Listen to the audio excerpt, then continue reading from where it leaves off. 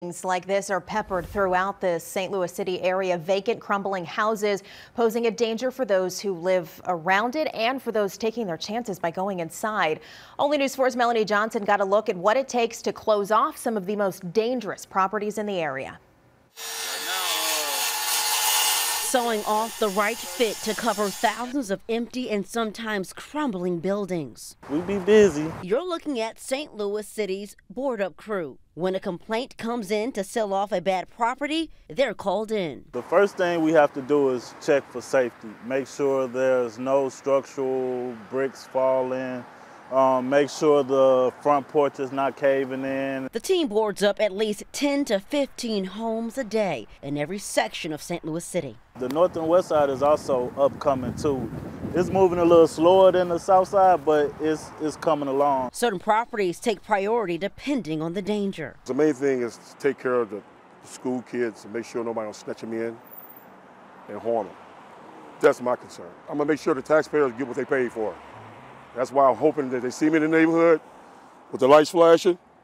I want them to come out and ask me for a card. Have any problems? I got you. Please do not give up. Please do not stop fighting. There are people who listen. And that's exactly what Douglas and his team did, boarding up this vacant home on Virginia Avenue that was taken over by homeless people and squatters. And neighbors say calling him made all the difference. Yes, we don't see them in the back anymore. This was Baskin's view from his backyard a couple months ago. Squatters setting up backyard barbecues in a vacant home. That came to an end after a News 4 investigation. We just put about 4 or 5 boards on the back and then 2 in the front. To Mr. Myron Douglas, I would like to say thank you personally. I had honestly kind of low expectations for how the city would respond. Despite these efforts, both say the city still has a problem on its hands when it comes to relocating the homeless population, a concern they hope will be fixed with money from the Ram settlement and or COVID relief funds. Almost like Wild Wild West, pretty much. Reporting in St. Louis City, Melanie Johnson, News 4.